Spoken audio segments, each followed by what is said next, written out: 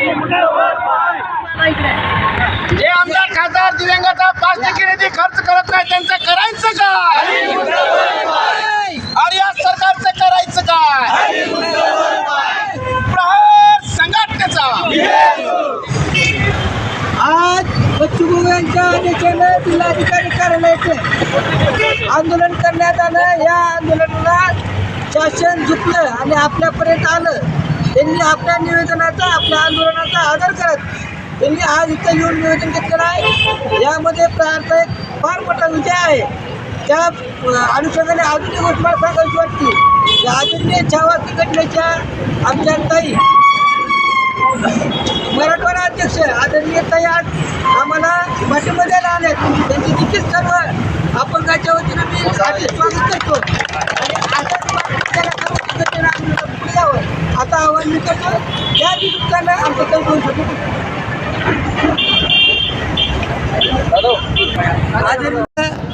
अपंगाचे कैवारी प्रहार संघटनेचे संस्थापक अध्यक्ष आदरणीय बच्चूभाऊ कडू यांच्या आदेशानं संपूर्ण राज्यभरात जिल्हाधिकारी कार्यालयात प्रहार अपंग क्रांती संस्थेच्या वतीनं धरणे आंदोलन करण्यात आलेलं आहे।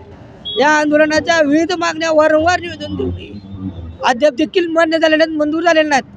त्यामुळे सरकारचं लक्ष वेधण्यासाठी आज आम्ही इथं निदर्शन आंदोलन केलेलं आहे।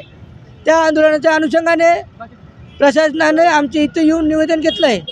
आणि दुसरी गोष्ट म्हणजे छावा संघटनेच्या मराठवाडा अध्यक्ष आदरणीय ताई आज इथं आम्हाला पाठिंबा द्यायला आलेत, त्याबद्दल मी शासनाचे व आमच्या ताईंचे आभार मानतो आणि असंच दिव्यांगाच्या आंदोलना इथून पुढे देखील त्याचं पाठबळ मिळावं अशी अपेक्षा व्यक्त करतो।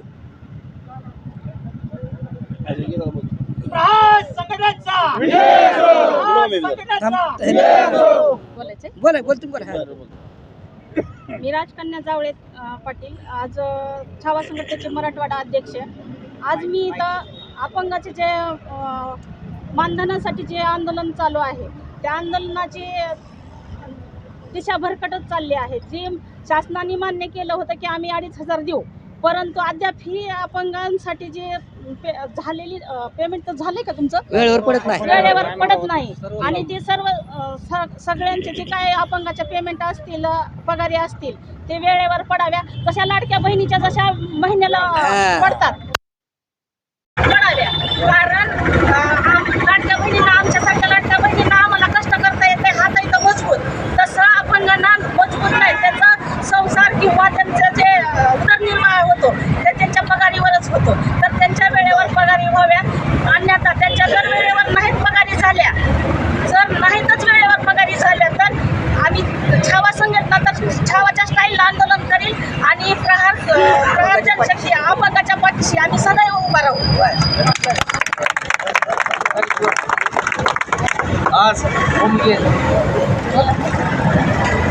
आज दिनांक 12/12 या सरकारचे 12 वाजवण्यासाठी दिव्यांगाचे आधारस्तंभ यांच्या बच्चू कडू यांच्या आदेशानुसार शासनाला राज्यामध्ये प्रत्येक जिल्हाधिकाऱ्यासमोर दिव्यांग संघटनेच्या वतीने ज्या दिव्यांगांना घर नाही त्याला 1 गुंठा जागा मिळायला पाहिजे। पालकमंत्री, जिल्हाधिकारी, आमदार, खासदार यांच्या अध्यक्षतेखाली जिल्ह्यामध्ये काय ज्या समित्या असतात त्या समित्या गेले 10-15 वर्षापासून तशाच आहेत। या समितीचे तात्काळ नवीन समिती त्या ठिकाणी स्थापन झालं पाहिजे। जिल्हा नियोजनचा 1% निधी तात्काळ दिव्यांगासाठी खर्च झाला पाहिजे। ज्या आमदारांना वर्षातून 30 लाख रुपये मिळतात ते आमदार खासदार दिव्यांगासाठी खर्च करत नाहीत, तो निधी तात्काळ खर्च झाला पाहिजे।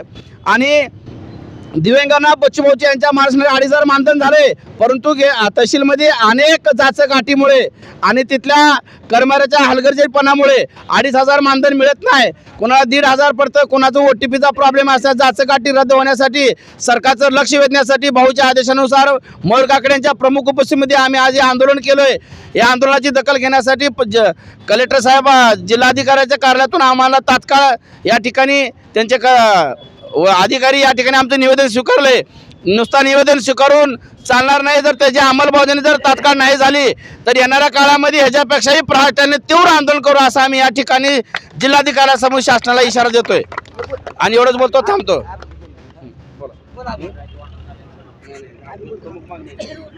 मी अभिजित साळुंखे या सरकारने जर आमच्या मागण्या हिवाळी अधिवेशनात पटलावर नाही आणल्या तर आम्ही या धाराशिव जिल्ह्यातल्या एकही आमदारला रस्त्यावर फिरू देणार नाही.